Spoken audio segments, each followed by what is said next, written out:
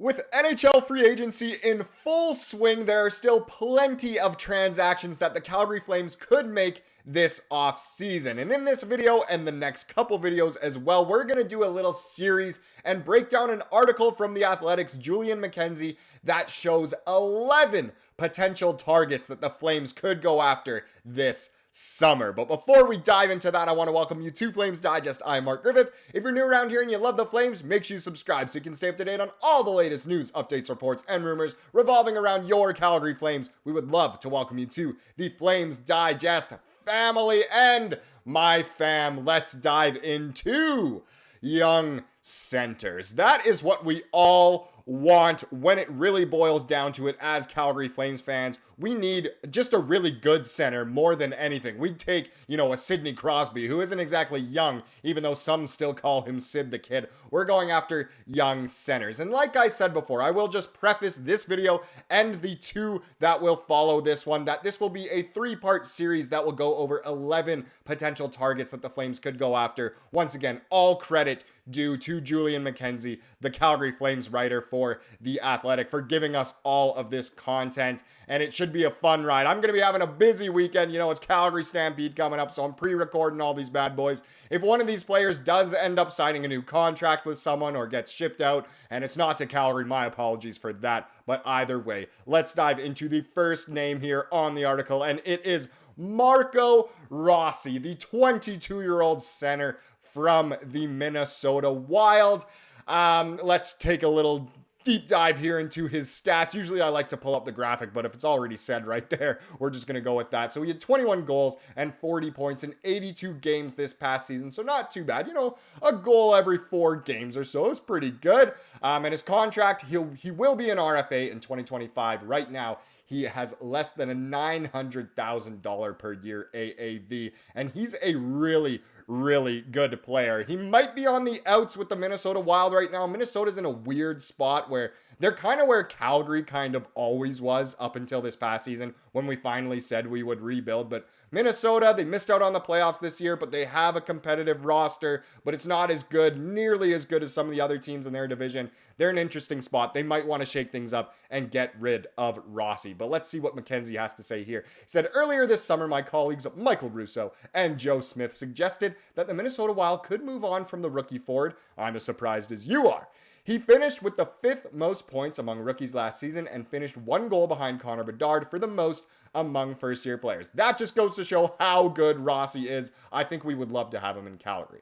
Russo and Smith said that the Wild might be interested in a high-level prospect in exchange. The Flames are trying to amass as much young talent as possible, so I'd imagine a deal involving a Flames prospect would have to be creative. I'm also wondering if the Wild would be interested in a top 6 forward, such as Andrei Kuzmenko, a pending UFA who will enter camp without an extension. And that's all great information, and it does show that we don't really know what the Flames would give up in a trade for Marco Rossi. And I will say as well, I kind of started this video by saying free agency. It's just because all these guys are RFAs or will be RFAs kind of thing. So you could, throw in an offer sheet, maybe make a trade, a sign and trade sort of thing. But either way, it is mostly just trade targets. I guess I should really clarify that. But either way, Rossi's an interesting one. I don't know if the Wild would want to give up one of their best young players. We know they have Kaprizov. We know, hey, maybe Kuzmenko could gel with him well, being from the same country. But it's very interesting. I don't know if it would be able to work out, but I would love to try and bring Rossi in. He's a little bit... he's young, but he's not as young as some of the players that I'm assuming we will be drafting. However, if we could scrape a few of our prospects for a Rossi, I would absolutely do that in a heartbeat. The Flames have a golden opportunity here with the plethora of young assets they have, whether it's prospects or future draft picks. It is nuts. They could make a move for this. Now, the other young center I want to take a look at was a man who we've talked about a lot on this channel. He's been involved in so many trade talks, trade rumors, I should say, with the Calgary Flames. And that is Dawson Mercer. Welcome back to being in our mouths, Dawson Mercer. Pause.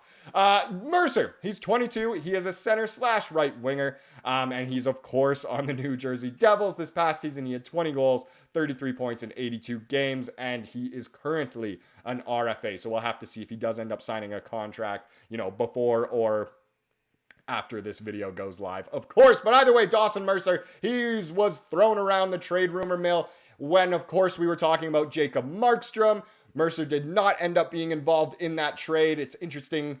I would love to know if his name did come up and we weren't interested or the asking price was too much, because we know Alexander Holtz just seems like the Flames were not interested in Holtz at all and still got a pretty good trade for Jacob Markstrom. Interesting there. But either way, let's see what McKenzie has to say about Big Douse. He said, even if there's no obvious piece to dangle for Mercer, such as Jacob Markstrom, the forward still meets all the criteria for a piece the Flames should look into. He can provide offense, has a solid motor, and is durable. He's played every game in each of his first 3 NHL seasons. Impressive. He's on the road to the Iron Man streak. His offensive statistics took a step back this past season after a 27-goal year back 2 seasons ago.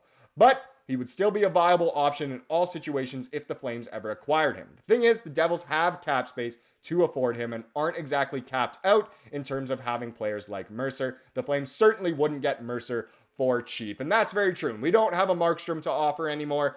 We don't really have, the assets that the Devils would ask for. It's almost, a complete 180 of what happened at the trade deadline with Markstrom, where our side was saying no because of salary retention. This side probably, if there were to be any trade talks, it would say, no, you don't have the assets we want. Yada, yada, yada. It always happens that way. Either way, Rossi, golden opportunity to go for him. I would pursue that. Mercer, not a bad option. I would rather, kind of go with maybe some of the younger guys we already have, but I wouldn't say no to a Dawson Mercer as well for the right price. Now we'll get into the second, set of players here, the second duo we will look at in this video and talk about some bigger gambles. And these, in a way, are bigger names as well. And we have spoken about the 2 people that I am about to mention. And I also just wanted to say, we're not looking at all 11 potential targets in this video. We'll do 4 in this video, 4 in the next video, and wrap it up with a 3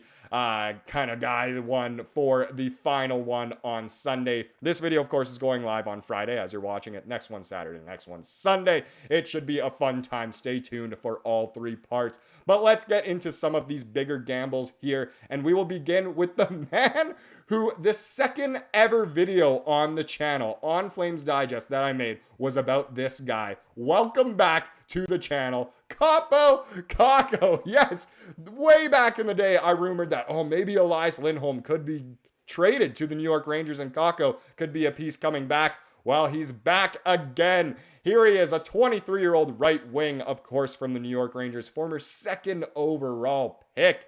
Hasn't quite panned out, but he still obviously has loads of potential. The Rangers are so top heavy with those forwards that he hasn't been given the right opportunity. I'm sure a lot of the guys we'll see in this series are kind of like that with Kakko, but this past season, he only had 19 points in 61 games, 13 of those goals. Holy Kaapo, you gotta sauce the puck. Only 6 apples. I think I would get that if I were playing in the NHL in 61 games. But either way, he's an RFA as of next offseason. He currently has a $2.4 million AAV, which was actually just signed, if memory serves. It was just a 1-year kind of trial run once again for Kakko. But let's dive into what McKenzie had to say about this one. He said, Kakko was the highly touted number 2 pick in the 2019 NHL draft. He found a home on the Rangers kid line when Gerard Gallant coached the team and had a career best 18-goal, 40-point season a couple of seasons ago. But consistency has hampered him throughout his career, and he took a step back this past season due in part to a leg injury. Perhaps he'd benefit from stable line mates in a new city, but there's some risk in taking on Kakko via trade, and that, of course, has to do with that kind of, injury history and just unpredictability and inconsistency, really, when it comes to his game. He hasn't quite found his footing that everyone thought he would have in the NHL. He's one of the classic, this guy's unreal in the World Juniors. We got to take him so high. His value goes up so much. And then he just kind of stinks. And I like Kaapo Kakko. I like his game. He just really isn't what he was supposed to be, which is funny how the Rangers have done that to a couple of their youngsters. I know Alexis Lafreniere had a way better season this past season, but still, he was supposed to be the next Sidney Crosby, We all know how that turned out. Either way, Kaapo Kakko, it's a big gamble to go for him, but for cheap, why not? He's young with loads of potential. I like this as a trade target. Am I saying it's my favorite out of all the ones we have looked at and are going to look at? No, of course not, but definitely worth pursuing. Now we're going to get into the final guy. You probably already know who it is based off the thumbnail. And we've spoken about him before, probably about a month ago, maybe when he was in the trade rumor mills. It is Trevor Zegras, another 23-year-old. This time he is a center, of course, from the Anaheim Ducks. He only had 6 goals and 15 points in 31 games this past season. He'll be an RFA a couple of off seasons away from now and already has a $5.7 million cap hit for the next couple of seasons. Well, 5.75 per season for the next couple of seasons. So this one's a little bit more interesting. I personally am not interested in going after Zegras. I think Anaheim will ask way too much for him. And with his injury history and kind of his, I guess, personality that leads him to being a bit of a prima donna, allegedly. I don't know him personally. But either way, I'm not too fond of going after Zegras, but once again, we'll give McKenzie the benefit of the doubt here, see what he has to say. He said there's no guarantee that Zegras will change his address this summer, despite the rumors that have swirled around him for months. But even after a down year with injuries, his talent and potential are too tantalizing to simply part ways with for nothing. Before we raved about Connor Bedard pulling off the Michigan in a game, Zegras was accomplishing the move in full stride. Do we really want to go after a guy who's really just known for his flashiness and for pulling off the Michigan move? Not really, to be quite honest. I'm not interested in Zegras. I would love to know your guys' thoughts down below of what you think about Zegras and the rest of the guys in this video, of course. Personally, out of the 4 in this video, I'd love to go after Rossi the most, especially if Minnesota does want to shake things up and if, you know, it's kind of circulating around that maybe Minnesota will deal him. Why not at least try to pursue that? He is a stud. And I think with the right time, the right development, the right line mates, the right chemistry, he could be a great fit with the Calgary Flames and not just always pulling off the Michigan. But speaking of Michigan, let's hop into the comment of the day. And this one has to do with our boy Matt Vagradine. And the reason why I said speaking of Michigan is because there's that weird report / it might have been fake news that he is not going to the University of Michigan anymore. It's originally was reported because of his grades weren't good enough and it could be, you know, a language issue. Now some people are saying it's more so he just wanted to play in the CHL, wanted to play in the Q sort of thing. I don't know what is real at this point, but either way, let's get into the comment of the day here, which is from Tater Nuts, our Atlanta regional expert. And he said, honestly, I couldn't care less. He's not playing for Michigan this season. If the guy can play, he will make his way up the ranks and star for our Flames in a few years, one way or another. I believe in this guy and have high hopes for him after doing my homework on the dude. He's a scoring machine, and thank you, Tater, for always looking into our young guys and everyone really as a Flame. So nice to see you doing your research. And honestly, after what you've said and what a bunch of you other guys have said in the Flames Digest family, I do like this guy a lot more. Seems like he is a very, very skilled. We will just have to wait and see whether he's in the Q, in the NCAA, dub, whatever. I'm happy to see his developmental path. Thank you so much for watching this video. Please subscribe if you like what you saw here today and have a wonderful rest of your day.